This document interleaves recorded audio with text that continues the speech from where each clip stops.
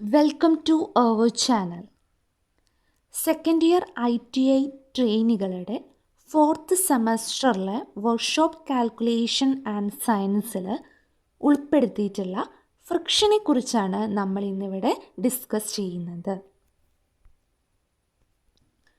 ഇത് ഫ്രിക്ഷൻ്റെ സിലബസാണ്. ആ ഫ്രിക്ഷൻ എന്ന പോർഷനിൽ എന്തൊക്കെയാണ് ഉൾപ്പെടുത്തിയിട്ടുള്ളതിൻ്റെ സിലബസാണ് ഈ കൊടുത്തിട്ടുള്ളത്. ഞാൻ സിമ്പിളായിട്ടൊന്ന് പറയാം. ഇതിൽ ഉൾപ്പെടുത്തിയിരിക്കുന്ന advantage and disadvantage, loss of friction, coefficient of friction, angle of friction, simple problem related to the friction. ഇത്രയും പോർഷൻ നമ്മൾ ഒരു ഫസ്റ്റ് വീഡിയോയിൽ ഉൾപ്പെടുത്തിയിട്ടുണ്ട്. റിമൈനിങ് പോർഷൻ ആയിട്ടുള്ള ഫ്രിക്ഷൻ്റെ ലുബ്രിക്കേഷൻ, കോഎഫിഷ്യൻ്റ് ഓഫ് ഫ്രിക്ഷൻ, അതിൻ്റെ അപ്ലിക്കേഷൻ, ഇതൊക്കെ നമ്മൾ സെക്കൻഡ് വീഡിയോയിലാണ് ഉൾപ്പെടുത്തിയിട്ടുള്ളത്. സോ നമുക്ക് ക്ലാസ്സിലേക്ക് പോകാം. What is friction? അപ്പോൾ എന്താണ് ഫ്രിക്ഷൻ എന്ന് പറയുന്നത് മുന്നേ നമ്മുടെ ഡേ ടു ഡേ ലൈഫിൽ ഫ്രിക്ഷൻ ഒഴിവാക്കിയിട്ടുള്ള ഒരു ആക്ഷനും നമുക്ക് കാണിക്കാൻ പറ്റില്ല.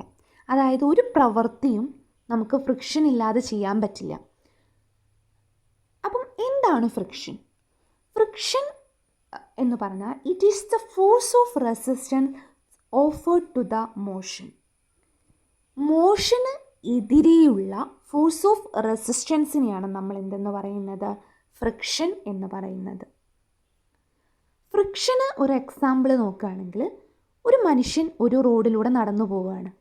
അപ്പം അയാൾ മുന്നോട്ട് നടക്കാൻ കാരണം അയാൾ എന്ത് ചെയ്യുന്നുണ്ട്? റോഡിലൊരു ഫോഴ്സ് കൊടുക്കുന്നുണ്ട്. അപ്പം ഈ മനുഷ്യൻ റോഡിൽ കൊടുക്കുന്ന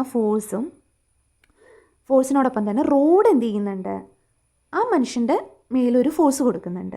അതിൻ്റെ ഫലമായിട്ടാണ് അയാൾ മുന്നോട്ട് പോകുന്നത്, അല്ലേ? അപ്പോൾ അങ്ങനെ റോഡ് ഈ മനുഷ്യൻ്റെ ചലനത്തിന് എതിർദിശയിൽ നൽകുന്ന ഈ ഫോഴ്സിനെയാണ് നമ്മൾ ഫ്രിക്ഷണൽ ഫോഴ്സ് എന്ന് പറയുന്നത്. വേറൊരു എക്സാമ്പിൾ എടുത്താണ്. ഒരു ടേബിളിൽ നമ്മളൊരു ബുക്ക് വെച്ചിട്ടുണ്ട്. ആ ബുക്ക് ബുക്ക് അവിടെ നിൽക്കാൻ കാരണം എന്താണ്? ഈ ബുക്കിൻ്റെ മുകളിൽ ഒരു ഫ്രിക്ഷൻ ഫോഴ്സ് കൊടുക്കുന്നതുകൊണ്ടാണ്, അല്ലേ? അതായത് രണ്ട് സർഫസുകൾ തമ്മിൽ കോണ്ടാക്റ്റിൽ വരുമ്പം അതിൻ്റെ ചലനത്തിന് എതിരായിട്ട് നൽകുന്ന ആ ഫോഴ്സാണ് എന്തെന്ന് പറയുന്നത്? ഫ്രിക്ഷണൽ ഫോഴ്സ് എന്ന് പറയുന്നത്. അപ്പോൾ ഒരു സർഫസും ഫ്രിക്ഷണൽലെസ് ആയിട്ടുള്ള സർഫസ് അല്ല. അതായത് എല്ലാ സർഫസിലും എന്തുണ്ടായിരിക്കും? ഫ്രിക്ഷൻ ഉണ്ടാവും. ഇനി നമുക്കറിയേണ്ടത് ഫ്രിക്ഷൻ എന്തിനൊക്കെയാണ് ഡിപ്പെൻഡ് ചെയ്യുന്നത്? നാച്ചർ ഓഫ് ദ സർഫസ്, അതായത് ആ സർഫസ് പ്രതലം വളരെ സ്മൂത്താണോ റഫാണോ, അതാണ് ഒന്നാമത് ഡിപ്പെൻഡ് ചെയ്യുന്ന ഫസ്റ്റ് ഫാക്ടർ. രണ്ടാമത് ഡിപ്പെൻഡ് ചെയ്യുന്നതെന്ന് പറഞ്ഞു കഴിഞ്ഞാൽ normal reaction between the contacting surface. ഈ ഫിഗർ നോക്കൂ. ഈ ഫിഗറിൽ ഒരു ഒബ്ജക്റ്റ് ഒരു സർഫസിന് മുകളിൽ വെച്ചിട്ടുണ്ട്. അപ്പോൾ ആ ഒബ്ജക്റ്റിൻ്റെ വെയിറ്റ് താഴത്തോട്ടാണല്ലോ ഉണ്ടാവുക. നമുക്കറിയാം, ഗ്രാവിറ്റിയുടെ ദിശയിലാണ് ഒരു ഒബ്ജക്റ്റിൻ്റെ വെയിറ്റ് ഉണ്ടാവുക. അതുകൊണ്ടാണ് W എന്ന് ഫിഗറിൽ കാണിച്ചിട്ടുള്ളത്. ഇതിനെതിരെയുള്ള എതിർദിശയിലുള്ള ഒരു ഫോഴ്സാണ് R എന്ന് പറയുന്നത്. അതാണ് നോർമൽ റിയാക്ഷൻ എന്ന് പറയുന്നത്. അപ്പം ഇവിടെ എന്തുകൊണ്ടാണ് ഈ Wനെതിരെ R എന്ന ഫോഴ്സ് വരാൻ കാരണം? ഈ ഒരു ഒബ്ജക്റ്റ് ഇക്വിലിബ്രിയത്തിലാണ്, അല്ലേ? ഇക്വിലിബ്രിയത്തിൽ ഈ ഒബ്ജക്റ്റ് ആവണമെങ്കിൽ ഈ Wനെതിരെ ഒരു നോർമൽ റിയാക്ഷൻ ഉണ്ടാവണം. അതാണ് R. അപ്പോൾ ഞാനിവിടെ നിങ്ങളോട് സൂചിപ്പിച്ചിരുന്നു, normal reaction between the contacting സർഫസിനെയും നാച്ചർ ഓഫ് ദ സർഫസിനെയുമാണ് നമ്മുടെ ഫ്രിക്ഷൻ ഡിപ്പെൻഡ് ചെയ്യുന്നത്. ഓക്കെ, ഈ ഫിഗറിൽ ഒന്നുകൂടെ പറയാമെന്ന് വെച്ച് കഴിഞ്ഞാൽ, ഈ ഒരു ഒബ്ജക്റ്റിനെ നമ്മൾ വലിക്കുന്നുണ്ട്, ഒരു ഫോഴ്സ് കൊടുക്കുന്നുണ്ട്. ഈ ഒബ്ജക്റ്റിന് നമ്മളൊരു ഫോഴ്സ് കൊടുക്കുന്നുണ്ട്. അതാണ് F എന്ന് പറയുന്ന ഫോഴ്സ്. അപ്പോൾ ഈ ഫോഴ്സിനെതിരെയുള്ള ഫ്രിക്ഷനാണ് FF എന്ന് കാണിക്കുന്നത്. ഓക്കെ, അപ്പം അതെപ്പോഴും ഫോഴ്സിന് എതിർദിശയിലായിരിക്കുമെന്ന് മനസ്സിലാക്കുക, ഫ്രിക്ഷണൽ ഫോഴ്സ്. ഇനി ടൈപ്പ് ഓഫ് ഫ്രിക്ഷൻ. 2 ടൈപ്പ് ഫ്രിക്ഷനാണ് ഉള്ളത്, സ്റ്റാറ്റിക് ഫ്രിക്ഷനും ഡൈനാമിക് ഫ്രിക്ഷനും. സ്റ്റാറ്റിക് ഫ്രിക്ഷൻ എന്ന് പറഞ്ഞാൽ നിശ്ചലാവസ്ഥയിലുള്ള ഒരു സോളിഡ് ഒബ്ജക്റ്റിൻ്റെ മുകളിലുള്ള ഫ്രിക്ഷനാണ് സ്റ്റാറ്റിക് ഫ്രിക്ഷൻ എന്ന് പറയുന്നത്. It is the friction between 2 solid object when the are at rest is called static friction. റസ്റ്റിലുള്ള ഒരു ഒബ്ജക്റ്റിൻ്റെ മുകളിലുള്ള ഫ്രിക്ഷനാണ് സ്റ്റാറ്റിക് ഫ്രിക്ഷൻ. ഈ ഒരു ഗ്രാഫ് നിങ്ങൾ ശ്രദ്ധിക്കുക. അപ്പോൾ ഈ ഗ്രാഫ് പറഞ്ഞാൽ ഫ്രിക്ഷണൽ ഫോഴ്സും അപ്ലൈഡ് ഫോഴ്സും തമ്മിലുള്ള ഒരു ഗ്രാഫാണ്. അപ്ലൈഡ് ഫോഴ്സ് പറഞ്ഞാൽ നമ്മൾ കൊടുക്കുന്ന ഫോഴ്സ്. ഫ്രിക്ഷണൽ ഫോഴ്സ് എന്ന് പറഞ്ഞാൽ എന്താ? ഈ കൊടുക്കുന്ന ഫോഴ്സിനെതിരെയായി എതിർദിശയിൽ ഉണ്ടാകുന്ന ഫോഴ്സാണ് ഫ്രിക്ഷണൽ ഫോഴ്സ്. അപ്പോൾ ഈ ഫിഗർ നോക്കൂ, ഗ്രാഫിൽ നിങ്ങൾക്ക് സ്റ്റാറ്റിക് ഫ്രിക്ഷൻ എന്ന് കാണുന്നുണ്ട് അല്ലേ? അപ്പോൾ സ്റ്റാറ്റിക് ഫ്രിക്ഷൻ എന്ന് പറഞ്ഞാൽ നമ്മൾ കൊടുക്കുന്ന അപ്ലൈഡ് ഫോഴ്സ് 1 ന്യൂട്ടൺ ആണെന്ന് വിചാരിച്ചോ. അപ്പോൾ ഉണ്ടാകുന്ന ഫ്രിക്ഷണൽ ഫോഴ്സ് 1 ന്യൂട്ടൺ ആയിരിക്കും. അപ്പോൾ ഈ സ്റ്റാറ്റിക് ഫ്രിക്ഷനിൽ എത്രയാണോ അപ്ലൈഡ് ഫോഴ്സ് കൊടുക്കുന്നത് അത്രയും തന്നെ ഫ്രിക്ഷണൽ ഫോഴ്സും ഉണ്ടാവും. അതുകൊണ്ട് തന്നെ ആ ഒബ്ജക്റ്റും റെസ്റ്റിലായിരിക്കും, ഒരു മോഷൻ ഉണ്ടാവില്ല ഒബ്ജക്റ്റിൽ. കാരണം ഫ്രിക്ഷണൽ ഫോഴ്സും പുള്ള് ചെയ്യുന്ന ഫോഴ്സും എന്താണ്, രണ്ടും തുല്യമായിരിക്കും. ഒന്നുകൂടെ പറയുകയാണെങ്കിൽ നമ്മൾ കൊടുക്കുന്ന ഫോഴ്സ്, പുള്ള് ചെയ്യുന്ന ഫോഴ്സ്, വലിക്കുന്ന ഫോഴ്സ് 1 ന്യൂട്ടൺ ആണെങ്കിൽ ഉണ്ടാകുന്ന ഫ്രിക്ഷണൽ ഫോഴ്സ് എന്തായിരിക്കും, 1 ന്യൂട്ടൺ ആവും. അപ്പോൾ ആ ഒബ്ജക്റ്റിന് എന്തെങ്കിലും ചലനം ഉണ്ടാവുമോ? ഇല്ലല്ലോ, ആ ഒബ്ജക്റ്റ് റെസ്റ്റിലായിരിക്കും. അപ്പം സ്റ്റാറ്റിക് ഫ്രിക്ഷൻ അത്രയും പോർഷനാണ്. O മുതൽ A വരെയുള്ളത് സ്റ്റാറ്റിക് ഫ്രിക്ഷനാണ്. അപ്പോൾ A എന്നൊരു പോയിന്റിൽ, ഈ കാണുന്ന ഫിഗറിൽ കാണുന്ന A എന്നൊരു പോയിന്റിനെ ലിമിറ്റിംഗ് ഫ്രിക്ഷൻ എന്ന് പറയാറുണ്ട്. ലിമിറ്റിംഗ് ഫ്രിക്ഷൻ എന്ന് പറഞ്ഞാൽ it is the point, static ഫ്രിക്ഷൻ്റെ ഏറ്റവും വലിയ വാല്യൂ ആണ്, highest value of static friction ആണ് ലിമിറ്റിംഗ് ഫ്രിക്ഷൻ എന്ന് പറയുന്നത്. അപ്പോൾ ഇവിടെ ലിമിറ്റിംഗ് ഫ്രിക്ഷൻ എന്ന് പറഞ്ഞു കഴിഞ്ഞാൽ അവിടെ പുള്ള് ചെയ്യണ ഫോഴ്സും അപ്ലൈ ചെയ്യണ ഫോഴ്സും ഫ്രിക്ഷണൽ ഫോഴ്സും ഈക്വൽ ആയിരിക്കും. പിന്നെ വേറൊരു പ്രത്യേകത കൂടെ ഉണ്ട് ലിമിറ്റിംഗ് ഫ്രിക്ഷൻ എന്ന് പറയുന്നത്. ഈ ഒരു പോയിന്റ് കഴിഞ്ഞ് കഴിഞ്ഞാൽ ആ ഒബ്ജക്റ്റ് എന്ത് ചെയ്യും, മൂവ് ചെയ്യാൻ തുടങ്ങും. ഓക്കെ, അപ്പം നിങ്ങൾക്ക് ഇതിൽ ലിമിറ്റിംഗ് ഫ്രിക്ഷനെ പറ്റി പറയുന്നുണ്ട്. The frictional force equal to the applied pulling force, then the friction between the 2 surfaces known as limiting friction.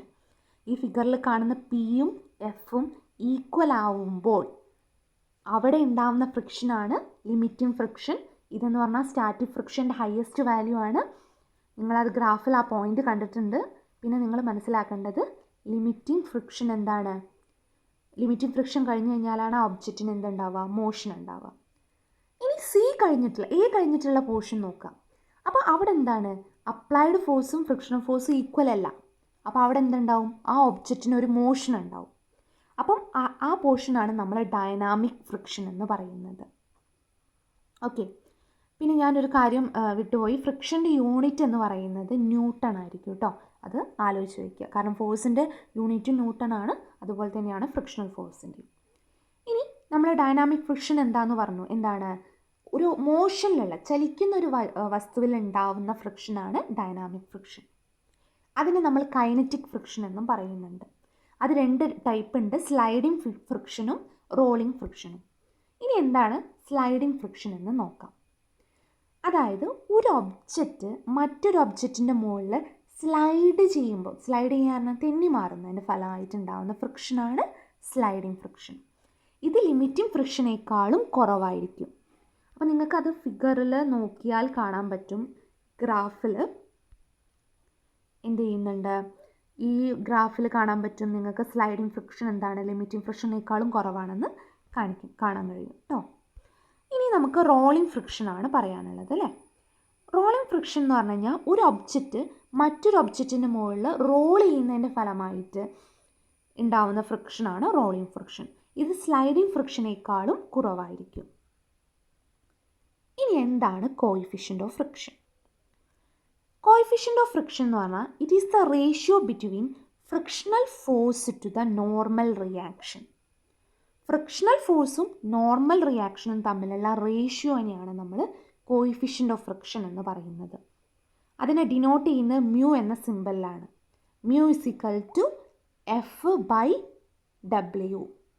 അതായത് കോഎഫിഷ്യൻ്റ് ഓഫ് ഫ്രിക്ഷന് വേറൊരു ഇക്വേഷനോടുണ്ട്, ഫോഴ്സ് ബൈ വെയിറ്റ്. അപ്പോൾ 2 ഇക്വേഷനാണ് കോഎഫിഷ്യൻ്റ് ഓഫ് ഫ്രിക്ഷന് നമ്മൾ പഠിച്ചത്. ഏതാണ്, limiting friction by normal reaction, രണ്ടാമത്തെ force by weight. ഈ 2 equation നിങ്ങൾ നന്നായിട്ട് പഠിക്കണം കേട്ടോ. കാരണം ഇനിയുള്ള പ്രോബ്ലംസൊക്കെ ഇതിനെ ബേസ് ചെയ്തിട്ടാണ് വരുന്നത്. നോക്കാം, എന്നാൽ നമുക്ക് ഇനി പ്രോബ്ലത്തിലേക്ക് പോകാം. First question, A force of 14 kg is required to pull a weight of 400 kg on a horizontal plane. Determine the coefficient of friction. എന്താണ് ഈ ക്വസ്റ്റ്യനിൽ പറഞ്ഞിട്ടുള്ളത്? 400 kg വെയിറ്റ് ഉള്ള ഒരു ഒബ്ജക്റ്റിനെ ഫോഴ്സ് അതിൽ 40 കിലോഗ്രാം നമ്മൾ ഫോഴ്സ് കൊടുക്കുന്നു. അങ്ങനെയാണെങ്കിൽ അവിടെ ഉണ്ടാകുന്ന കോയിഫിഷ്യൻ്റ് ഓഫ് ഫ്രിക്ഷൻ എത്രയാണെന്നാണ് നമ്മളോട് ക്വസ്റ്റ്യൻ ചോദിച്ചിട്ടുള്ളത്. ഒന്നുകൂടെ പറയാം, 400 കിലോഗ്രാം വെയിറ്റ് ഉള്ള ഒരു ഒബ്ജക്റ്റിന് മുകളിൽ 40 കിലോഗ്രാം ഫോഴ്സ് നമ്മൾ കൊടുത്തു. അങ്ങനെയാണെങ്കിൽ അവിടെ ഉണ്ടാകുന്ന കോയിഫിഷ്യൻ്റ് ഓഫ് ഫ്രിക്ഷൻ എത്രയായിരിക്കും? അപ്പോൾ ഇവിടെ ഫോഴ്സ് എത്ര തന്നിട്ടുണ്ട്? 400 കിലോഗ്രാം. വെയിറ്റ് എത്രയാണ്? ഫോഴ്സ് 40 കിലോഗ്രാം ആണ്, വെയിറ്റാണ് 400 കിലോഗ്രാം തന്നിട്ടുള്ളത്. അപ്പം ഫോഴ്സ് 40 കിലോഗ്രാം ആണ്, വെയിറ്റ് 400 കിലോഗ്രാം ആണ്. രണ്ടും എന്താണ്? ഒരേ യൂണിറ്റ് ആണ്. അപ്പോൾ നമ്മൾ ഒന്നും നോക്കണ്ട, നമുക്ക് ഇക്വേഷൻ എന്താണെന്ന് അറിയാം. μ=F/W ആണെന്നറിയാം, ഫോഴ്സ് ബൈ വെയിറ്റ് ആണെന്നറിയാം. ഫോഴ്സിൻ്റെ സ്ഥാനത്ത് നമ്മൾ 40 കൊടുക്കും, വെയിറ്റിൻ്റെ സ്ഥാനത്ത് 400 കൊടുക്കും. അപ്പോൾ ഡിവൈഡ് ചെയ്ത് കഴിഞ്ഞാൽ നമുക്ക് എന്ത് കിട്ടും? കോയിഫിഷ്യൻ്റ് ഓഫ് ഫ്രിക്ഷൻ 0.1 എന്ന് കിട്ടും. അപ്പോൾ ഈ ഫിഗറിൽ നിങ്ങൾ കാണിക്കുക, ഇതാണ് വെയിറ്റ്, 400 കിലോഗ്രാം വെയിറ്റ്, അതിൽ 40 കിലോഗ്രാം ആണ് നമ്മൾ പുൾ ചെയ്യുന്നത്. ഓക്കെ, അപ്പം അതാണ് ഇതിൽ കാണിച്ചിട്ടുള്ളത്. ഇനി problem 2. A force of 30 Newton is required to move a body of mass 35 kilogram on a flat surface horizontally at a constant velocity. Find the coefficient of friction. അതായത് 35 kilogram mass ഉള്ള ഒരു object നമ്മളൊരു flat സർഫസിൽ, നിരപ്പായിട്ടുള്ള ഒരു സർഫസിൽ നമ്മൾ വെച്ചിട്ടുണ്ട്. അതിൽ നമ്മൾ 30 ന്യൂട്ടൺ ഫോഴ്സ് കൊടുക്കുന്നു. എങ്ങനെയാണ് കൊടുക്കുന്നത്? കോൺസ്റ്റൻറ്റ് വെലോസിറ്റിയിലാണ് കൊടുക്കുന്നത്. അങ്ങനെയാണെങ്കിൽ അവിടെയുള്ള കോയിഫിഷ്യൻ്റ് ഓഫ് ഫ്രിക്ഷൻ ആണ് നമ്മളോട് കാണാൻ പറഞ്ഞിട്ടുള്ളത്. ഇവിടെ ഫോഴ്സ് എത്രയാണ്? 30 ന്യൂട്ടൺ എന്ന് തന്നിട്ടുണ്ട്. അപ്പോൾ നമ്മൾ ആദ്യം ക്വസ്റ്റ്യൻ കണ്ടാൽ എന്താ ചെയ്യേണ്ടത്? തന്നിരിക്കുന്ന വാല്യൂസ് ഉണ്ട് എടുത്തെഴുതുക. ഫോഴ്സ് എത്രയാണ്? 30 ന്യൂട്ടൺ ആണ്. പിന്നെ ഇവിടെ body of mass 35 kilogram, note the point, mass ആണ് തന്നിട്ടുള്ളത് 35 കിലോഗ്രാം. നമ്മുടെ ഇക്വേഷൻ എന്താണ്? കോയിഫിഷ്യൻ്റ് ഓഫ് ഫ്രിക്ഷൻ കാണാൻ μ=F/W. നമുക്കിവിടെ വെയിറ്റ് ആണ് വേണ്ടത്, പക്ഷെ നമുക്ക് തന്നത് മാസ്സാണ്, 35 കിലോഗ്രാം മാസ്സാണ്. മാസിനെ വെയിറ്റ് ആക്കാൻ നമ്മൾ എന്ത് ചെയ്യണം? 10 കൊണ്ട് ഗുണിക്കണം. നമുക്കറിയാലോ, weight = mass into g. mg ആണ് വെയിറ്റ് എന്ന് പറഞ്ഞാൽ m/g ആണെന്ന് നമുക്കറിയാലോ. അപ്പോൾ നമ്മൾ ജിക്ക് സാധാരണ നമ്മൾ 9.8 ആണ്, ഇവിടെ 10 എടുത്താൽ മതി. അപ്പം വെയിറ്റ് ഓഫ് ഫോഴ്സ് 35 × 10 350 ന്യൂട്ടൺ എന്ന് കിട്ടും. അപ്പോൾ ഇക്വേഷനിൽ കൊടുക്കുക, എഫിൻ്റെ സ്ഥാനത്ത് 30, വെയിറ്റ് നമുക്ക് എത്ര കിട്ടും? 350. അപ്പോൾ നമുക്ക് ഡിവൈഡ് ചെയ്യുമ്പം 0.086 എന്ന് കിട്ടും. അപ്പോൾ നമ്മളിതിനെ റൗണ്ട് ഓഫ് ചെയ്യും അല്ലേ? റൗണ്ട് ഓഫ് ചെയ്യുമ്പോൾ എന്ത് കിട്ടും? 0.9 കിട്ടും. ഇനി problem 3. A solid weight of 20 kilogram. This is placed on a solid surface. How much force does it require to come in motion when coefficient of friction is 0.24? 20 kilogram wait ഉള്ള ഒരു object നമ്മൾ ഒരു സർഫസിന് മുകളിൽ വെച്ചിട്ടുണ്ട്. അതിൻ്റെ coefficient of friction 0.24 ആണ്. അപ്പോൾ എത്ര ഫോഴ്സ് കൊടുത്താലാണ് ആ ഒരു ഒബ്ജക്റ്റ് ചലിക്കാൻ തുടങ്ങുക എന്നാണ് ക്വസ്റ്റ്യൻ ചോദിച്ചിട്ടുള്ളത്. അപ്പോൾ നമ്മൾ തന്നിരിക്കുന്ന ഡാറ്റാസ് എഴുതുക. മ്യൂ എത്രയാണ്? 0.24 ആണ്. വെയിറ്റ് എത്രയാണ്? 20 കിലോഗ്രാം ആണ്. അപ്പോൾ നമ്മുടെ ഇക്വേഷൻ എന്താണ്? μ=F/W.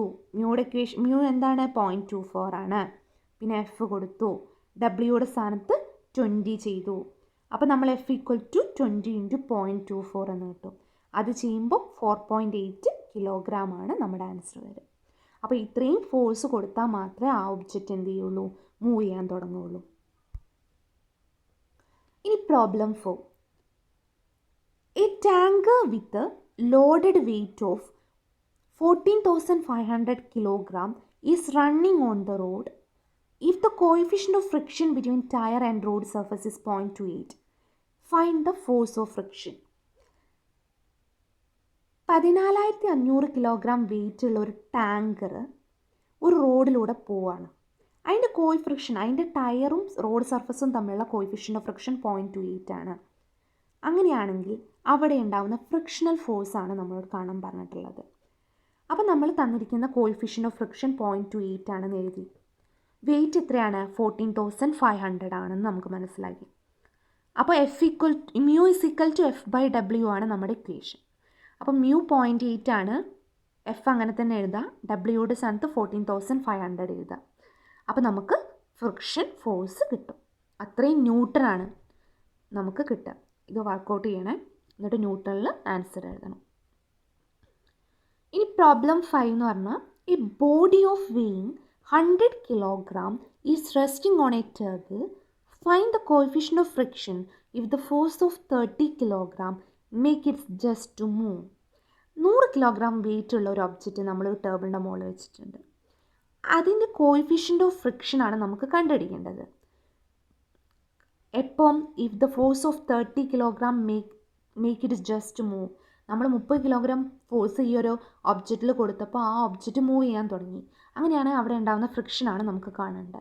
അപ്പോൾ നമ്മൾ ആദ്യം എന്ത് ചെയ്യണം? തന്നിരിക്കുന്ന ഡാറ്റാസൊക്കെ എടുത്തെഴുതാം. W എന്താണ്? 100 കിലോഗ്രാം, അതാണ് വെയിറ്റ് അല്ലേ. Force 30 kilogram. അപ്പോൾ ഡയറക്റ്റായിട്ട് μ = F/W ആണെന്ന് നമുക്കറിയാം. അപ്പോൾ 30/100 0.3. ഓക്കെ, ഇനി നമുക്ക് ആംഗിൾ ഓഫ് ഫ്രിക്ഷൻ എന്താണെന്ന് പറയാം. നിങ്ങൾ നേരത്തെ ഞാൻ പറഞ്ഞു, നമ്മൾ P എന്ന് പറഞ്ഞാൽ പുള്ളി, ഒരു ഒബ്ജക്റ്റ് ഒരു സർഫസിൻ്റെ മുകളിൽ വെച്ചിട്ടുണ്ട്, അതിന് പുള്ളി ചെയ്യുന്ന ഫോഴ്സാണ് P എന്ന് പറയുന്നത്. അപ്പം അതിനെതിരെയുള്ള ഉണ്ടാകുന്ന ഫ്രിക്ഷണൽ ഫോഴ്സാണ് F എന്ന് പറയുന്നത്. W എന്ന് പറയുന്നത് അതിൻ്റെ വെയിറ്റ് ആണ്. R എന്ന് പറയുന്നത് നോർമൽ റിയാക്ഷനാണ്. അപ്പോൾ ആംഗിൾ ഓഫ് ഫ്രിക്ഷൻ എന്ന് പറഞ്ഞാൽ ഈ നോർമൽ റിയാക്ഷനും ഫ്രിക്ഷൻ ഫോഴ്സിൻ്റെയും റിസൾട്ടൻ്റാണ് S എന്ന് പറയുന്നത്. ആ റിസൾട്ടൻറ്റും നോർമൽ റിയാക്ഷനും തമ്മിൽ ഉണ്ടാക്കുന്ന ആംഗിളാണ് ആംഗിൾ ഓഫ് ഫ്രിക്ഷൻ.